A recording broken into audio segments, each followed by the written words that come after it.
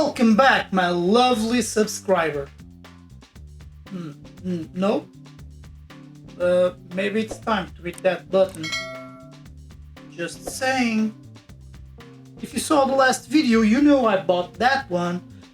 And it's time to finally do a proper unboxing to see how it goes. First impressions, build quality, take a deep dive on the materials, maybe. I don't know. I'm curious. I'm very curious. I also want to compare the unboxing experience against my old Strix model. I understand that's not the latest piece of artwork, but again, I'm curious, aren't you? Time to open the box and see the mysteries inside. You want a bit of ASMR to go along? Got you covered.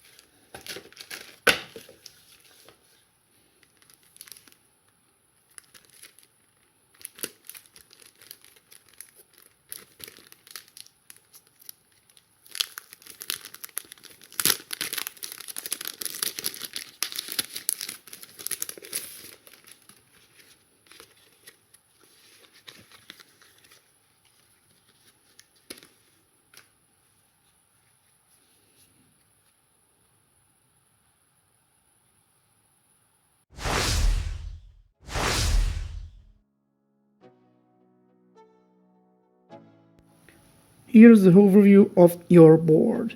The first thing you'll notice is the board is covered with heatsinks all over the place, white team heatsinks, not pure white, but a kind of a metal finish, aluminum white, that goes quite good along with the Helios White Edition. You've got pretty generous VRM heatsinks. They're not over the top, but they are thick and good looking. A PCIe GPU release slot, that's a very cool feature.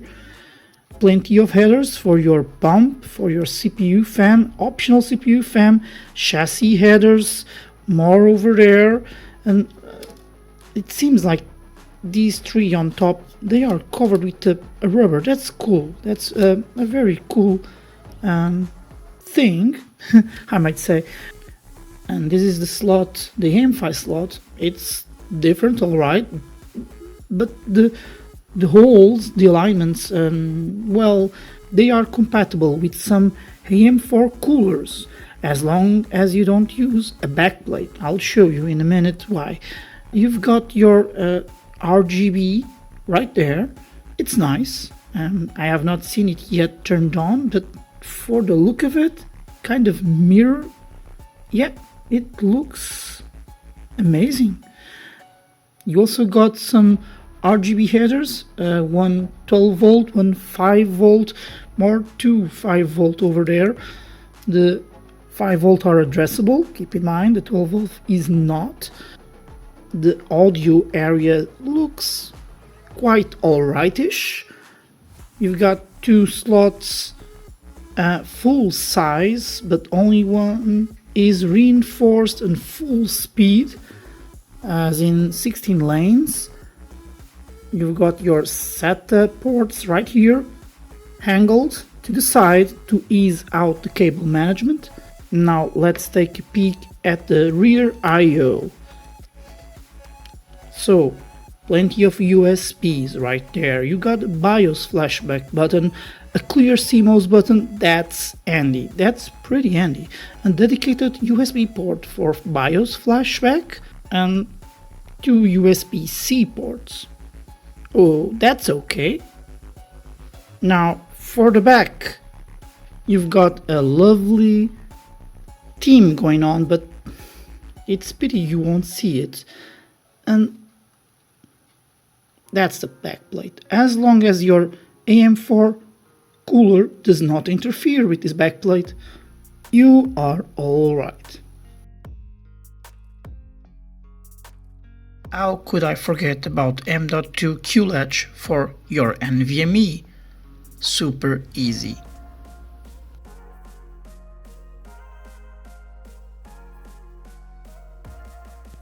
What do you think about the wireless antenna?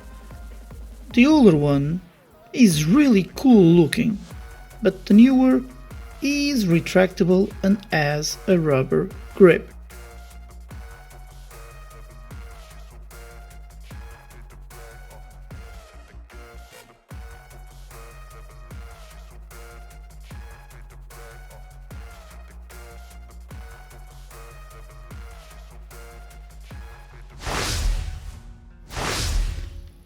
Now, a comparison between the unboxing. The newest, A version, seems to have a much simpler packaging, but package alone doesn't mean good product anyway.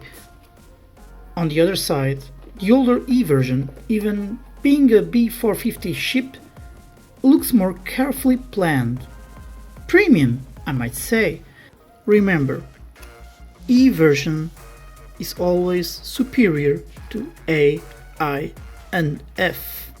The logo in the accessory box and how it slots in the cardboard is kinda cool. There's also a special place for the manuals too. And look at that texture.